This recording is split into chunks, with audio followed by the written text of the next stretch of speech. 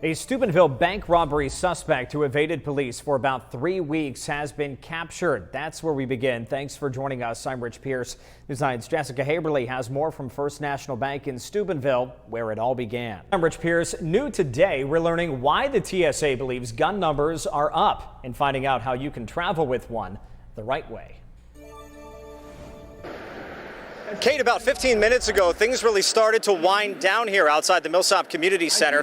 But right after that, some members of the Native American community locally here from Weirton just came to the rally, and we're going to pan over and just take a look at them now. And they've been engaged in a discussion with Michael Keffer. Keffer, of course, is the one who organized this rally, and he's been on the microphone for the majority of this. And in this discourse that just happened a moment ago, he said that if they had to get rid of the logo, then they could, but he's worried about the name and more worried about the name. That's a different message than we were getting earlier today, but like I said, he has been confronted now by members of the Native American community here in Weirton. To help us break it all down, we're joined by political analyst Mike McTague. He's from Ohio University Eastern. Mike, thanks for being with us again. My pleasure. And you and I had this discussion in 2016, and this feels a lot like 2016, doesn't it so far? Kate, good evening to you. The president taking the podium about 3:45 this afternoon. This was all part of the Shale Insight Conference. That is a coalition that brings together oil and gas producers and workers from the tri-state area, of course, Pennsylvania, Ohio, and West Virginia. Now, in his speech that lasted for about an hour, President Trump touted the possibility of a cracker plant in Dilly's Bottom. Let's take a listen. Breaking news in Steubenville right now. You're looking at a house fire on Lincoln Avenue through the lens of our tower cam. Lincoln Avenue is closed at Railroad Avenue right now as crews work on that fire. Not a lot of details at the moment, but we will keep you updated as we learn more. Severe Weather Team 9 coverage for you now as we take a live look outside through the lens of our tower cam, and it's a little bit of a better shot than earlier. You can kind of see some of downtown Steubenville if you look very low. It's a rainy one out there tonight, isn't it? Guns were not the only topic discussed. In fact, there are some travel changes you should know about if you're planning on flying this summer. We have that for you on our website, WTOV9.com, along with our previous reporting on the issue of guns and planes. Police veteran who shot and killed 20-year-old Dante Wright during a traffic stop over the weekend has been charged in his death. Kim Potter faces a charge of second-degree manslaughter after what her former chief called an accidental shooting. Starting tonight's health check, since the coronavirus pandemic began, more than 1 million people have called Poison Control with COVID-19 related questions. That's according to the American Association of Poison Control Centers. The Jefferson County Health Department has vaccinated 25% of the county 16 and older. Thanks for joining us tonight. I'm Rich Pierce. Now we're learning more about what to do after you're vaccinated. Details now from News 9's Tara Jabor. Kate, the day-long journey may be coming to its end in the next hour or two. Right now, they are lowering the bridge onto those concrete piers, and when that's done, they'll have to weld the bridge to the top of those concrete piers. What's going to happen is tonight around 7 or 8, they're going to assess where they are. They could finish tonight. They could wait to finish tomorrow morning. But as the bridge sits right now, it is safe. They could drop things and move on right now, and it would be just fine overnight without any issue. And I'm going to step aside and let you see what workers are doing right now. And there are workers up there, and it's hard to see because they look awfully tiny. Now, this bridge reached its peak at about 4 o'clock today, and ever since then, they have been lowering it ever so slowly. In fact, when you watch it, it's nearly imperceptible to the eye how much that bridge is actually moving. But when you compare it to where we were a couple of hours ago, there is certainly a difference. I don't believe Weirton, West Virginia needs to cave in to the cancel culture. Yes, I believe the logo should be removed. The logo is a cartoon image of a Native American holding a tomahawk. And while it's not officially the school symbol, it does appear on shirts, hats, and even uniforms. Was never intended for any type of racism, offensiveness, or anything like that in that manner. This right here, from my understanding, was chosen because of what an Indian represents. An Indian represents a warrior, strength, pride, and spirit.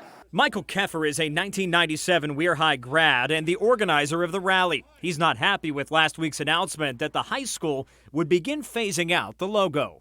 You had told me before you're willing to potentially pull your kids out of sports, potentially switch schools over this. Is that still the case? That very well could be the case. And that's not just coming from me. There's a lot of upset parents. The cause bringing dozens to the front steps of the Millsop Community Center. I'm out here because that Indian is not bothering anybody. They want to change our history. It's not about the sign. It's just history. I don't like that. I think it's terrible what they're doing. I was a Red Rider, and all my life I was a Red Rider.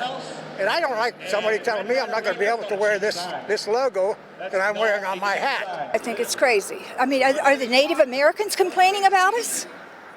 Who's complaining about us? I mean, you know, okay, so they did it down in Washington, D.C. They're going to do it in up to Cleveland Indians. I never thought it would come to Weirton, West Virginia. I do hear the other side, and I invite those people to come down here, you know, for a friendly debate. Debate they did. Multiple members of Weirton's Native American community and supporters came in opposition. There should not even be a question that this image this gentleman is holding is 100% racist imagery. As we stand here, this whole crowd of whatever you have, 50, 55 people, is here in support of this. The name itself, Red Riders, stands for like the redness in our skin and the genocide of receiving any red arms or scalps of Native Americans. I find it so funny that so many people believe that it is acceptably okay to keep this image. I don't, like, if you believe this image is perfectly okay and you see nothing wrong with it, I do believe you need to educate yourself on the history of Native Americans and understand why that's not okay. Supporters of the logo say it's not just the decision, it's how it was made. They believe the community should have played a bigger role. West Virginia 1st District Delegate Mark Zateslo agrees. I just heard him over the weekend, just from Facebook. No, there was no discussion, no conversation, no anything. And no sides were given for it. And I think that's unfortunate. Do you believe the mascot is racist? Do you believe the logo is racist? I believe that the mascot, the one that he held up, I could see that being offensive. After speaking with the other side, Keffer did say he would be in favor of making alterations to the logo. You can find the original statement from Weir High's principal on WTOV9.com. We did reach out to her and the superintendent today, but have not heard back. The school's official logo is the Block W. The Transportation Security Administration, or TSA, was created in November 2001 in response to the events of September 11th. It's the TSA that creates rules about what can and cannot go on flights. One item that can't be carried on a flight, a gun.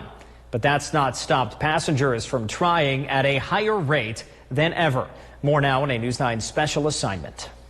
What we're seeing is an increase in the number of firearms per number of passengers. So what we have seen is since the start of the pandemic, we've seen an increase in the rate of guns. An increase in the rate of guns picked up by the TSA, despite the massive decrease in passengers. Nationwide, the rate of gun seizures has doubled, says TSA spokeswoman Lisa Farbstein. In 2019, pre-pandemic, the TSA found 5 guns per million passengers. Since the start of the pandemic, it's up to 10 guns per million passengers, all while passenger numbers have been down 60 to 90%. Many of these guns are loaded. The most common excuse that we hear is that I forgot I had my firearm with me. But that excuse doesn't fly, right? That's not something, you can't feign ignorance when it comes to having a firearm, especially a loaded one, on an airplane. When you take into consideration the fact that the vast majority of them are loaded, we're hearing people say, I forgot I had a loaded gun with me. You know, if you own a firearm, you just need to know where it is at all times. The Pittsburgh International Airport certainly not exempt from the issue, despite averaging about a third of pre-pandemic passengers per day. Look at the numbers from 2017 onward. 32 guns seized by TSA in 2017, 34 in 2018, and 35 in 2019. In 2020, with a huge decrease in passengers due to the pandemic, 21 guns were seized. We're just 4 months into 2021, and there have already been 11 firearms taken, including one on the morning of our interview with Matt Nystein of the Allegheny County Airport Authority. Is that worrisome? Is that a worrisome trend? It's certainly not something we like seeing, but we trust that TSA will address that and do the best they can to keep the airports and flights safe. As for the role the airport itself plays in stopping weapons from getting on planes, well, it doesn't have much of one. We leave that to them. We work with them as a partner and trust them to make the best decisions for security. But when it comes to any criminal charges, two bodies do work together, the TSA and the police. TSA reserves the right to issue a civil citation to somebody, and that can run into the thousands of dollars. It's up to the police whether they make an arrest, whether they issue a citation, or whether they let somebody go. Lisa Farbstein, who we featured in that story, shared some of the crazier things found by TSA across the country in just the last couple of months. Here, throwing stars, including some shaped like Batman. These were found in Albany, New York. Believe it or not, multiple comb knife combinations like this one have been seized. This pack of bows and arrows was taken in Des Moines, Iowa. And finally, this was shared as a warning on April 20th. It looks like a grenade, but it's actually a marijuana grinder, just another item you can't take on a plane. It is important to note that if you do want to take a gun or another weapon on the plane, they have to be checked. You should call ahead and talk with your airline if you do plan on bringing a weapon with you.